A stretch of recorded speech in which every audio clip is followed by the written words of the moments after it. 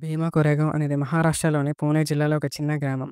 ప్రతి సంవత్సరం జనవరి 1న ఇక్కడ పెద్ద కార్యక్రమం జరుగుతుంది. ఎందుకంటే దీనికొక పెద్ద చరిత్ర ఉంది. 1818లో అంటే సరిగ్గా 200 సంవత్సరాల క్రితం బ్రిటిష్ ఈస్ట్ ఇండియా కంపెనీ ఆర్మీకి చెందిన కొంతమంది సైనికులు, అందులో మెజారిటీ మహార్ కమ్యూనిటీకి చెందినవారు, మరాఠా పీష్వా రెండో బాజీరావు బలమైన సైన్యాన్ని ఓడించారు. ఈ విజయం దళితులకు చాలా కీలకం. ఎందుకంటే వాళ్ళు దీన్ని అప్పట్లో ఉన్న అప్పర్ క్యాస్ట్ పీష్వా పాలనపై తమ విజయంగా భావిస్తారు. అందుకే ప్రతి జనవరిన చాలా మంది దళిత సంఘాలు ఇక్కడికి వచ్చి తమ విజయాన్ని సెలబ్రేట్ చేసుకుంటారు. 2018లో గొడవ జరగడానికి ముందు పూణేకి దగ్గరలోని వదుభద్రుక్ అనే గ్రామంలో ఒక చిన్న గొడవ మొదలైంది. ఛత్రపతి సంభాజీ మహారాజ్ ఒక గొప్ప మరాఠా రాజు 1689లో మరణించారు. ఆయన చివరి కర్మలు ఎవరు నిర్వహించారనేది ఇక్కడ పాయింట్. మహార్లు చేశారని ఒక వర్గం, కాదని మరాఠాలు చేశారని ఇంకో వర్గం. గోవింద్ మహార్ అనే ఒక మహార్ ఆయన శరీర భాగాలను సేకరించి చివరి కర్మలను నిర్వహించారని చెబుతారు. కానీ మరాఠాలు దీన్ని ఒప్పుకోలేదు. ఇది 2018 జనవరి హింసకు దారితీసింది.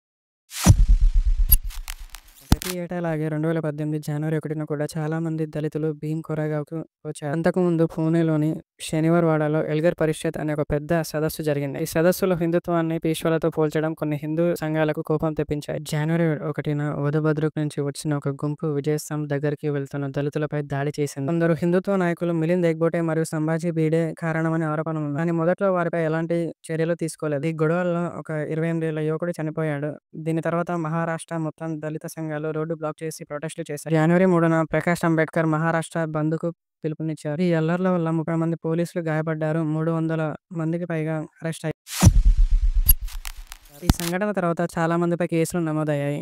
పోలీసులు సంభాజీ భిడే, మిలింద్ దేశ్బోటేలపై కూడా కేసులు పెట్టారు. మిలింద్ దేశ్బోటేను మార్చి 2018లో అరెస్ట్ చేశారు. చాలా మంది కార్యకర్తలు, మేధావులను కూడా అరెస్ట్ చేశారు. పోలీసులు వారిని మావోయిస్టులతో సంబంధం ఉన్నాయని, ఎల్గర్ పరిషత్ వెనుక మావోయిస్టుల హస్తం ఉందని ఆరోపించారు. కొందరు యాక్టివిస్టుల ల్యాప్‌టాప్‌లలో ప్రధానిని హత్య చేయాలనే ప్లాన్‌తో సహా కొన్ని ఇంక్రిమినేటింగ్ ఎవిడెన్స్ దొరికాయని పోలీసులు చెప్పారు. అయితే 2020లో ఒక డిజిటల్ ఫోరెన్సిక్ సంస్థ ఆర్సెనల్ కన్సల్టింగ్ ఒక రిపోర్ట్ ఇచ్చింది. ఇందులో రోనా విల్సన్, టైన్ స్వామి లాంటి వాళ్ళ ల్యాప్‌టాప్‌లో ఉన్న ఎవిడెన్స్ ఒక మాల్వేర్ ద్వారా బయట వ్యక్తి ప్లాట్ చేశారని తెలిసింది. పూణే పోలీసులకి ఈ ఎవిడెన్స్ ఫ్యాబ్రికేషన్‌తో సంబంధం ఉందని కూడా చెప్పింది. 2022లో sub divisional police officer Ganesh More judicial commission ముందు ప్రమాణం చేస్తూ ఎల్గర్ పరిషత్‌కు ఈ హింసలో ఎటువంటి పాత్ర లేదని అంగీకరించారు. ఈ సంఘటన ఇంకా దర్యాప్తు జరుగుతూనే ఉంది. ఈ కేసులో చాలా మంది ఇన్వాల్వ్ అయ్యారు. ఈ మొత్తం కథలో నిజం ఏమిటనేది ఇంకా స్పష్టంగా తెలియాల్సి ఉంది.